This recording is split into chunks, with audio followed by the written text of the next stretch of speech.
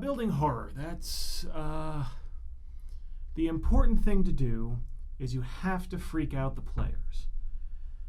A lot of games want to say that they're horror, but they still want the game to make the players feel awesome and be empowering and have everyone feel comfortable, yet still somehow be a horror game. That does not work for me. One of the things that I do, and I try to get the other Lamentations authors to do, is if you're wanting to be horror, you've got to aim it first at the game master, at the referee, because they have to get excited about the thing before they'll use a published thing with their players. So you've got to first attack them, get inside their head, freak them out, so then they'll think, oh, wow, this is freaky and messed up. I can't wait to do this to my players. And then the gameplay has to freak the players out. It's not enough for the players to sit there thinking, okay, my character is scared. What would my character do if they... No. You've got to get the players freaked out, get the players disagreeing, and just ramp up the tension. There's danger, you don't know what it is, and you don't know when it's going to strike, so the players are all starting to get edgy, and they don't know what to do, and they're going to disagree because they want to survive and succeed. How do they do that? It's not obvious, it's strange, it's weird, and they start making mistakes, and they start arguing, and then the thing starts happening. And it's a odd thing that happens because in the game it'll be the most horrible things imaginable. Literally the most horrible things we can imagine start happening in the game. But in my experience, in the real life players, as the horrible things are happening, they laugh more. Everyone, it's like a big release. And even if the players end up being involved in the horrible thing, because I like putting in moral quandaries, where here's this evil thing happening, and to stop it, you've got to do this other evil thing that's just on a smaller scale, but you'll still be damaged heroes, because you have to become a monster to fight the bigger monster. And so there'll be times when the players are doing just awful, awful things, and everyone's just like, oh, this is...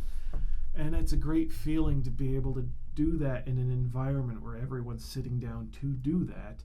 And then when the game's over, everyone's like, that was crazy, and they go about their lives and hopefully aren't too damaged in real life.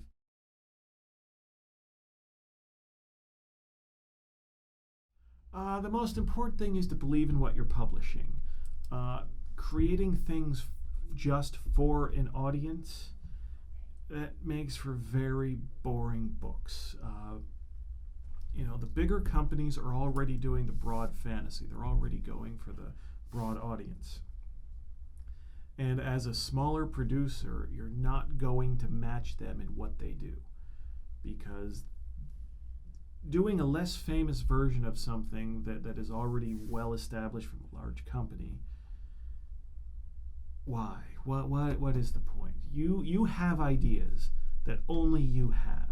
You know what you like that is not out there yet. And it's my opinion, and why I think Lamentations has been successful.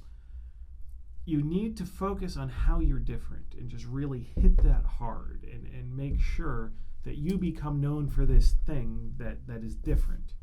And you have to be behind it. You have to believe in it, because success in the role-playing field is still a very minor success in real-world terms.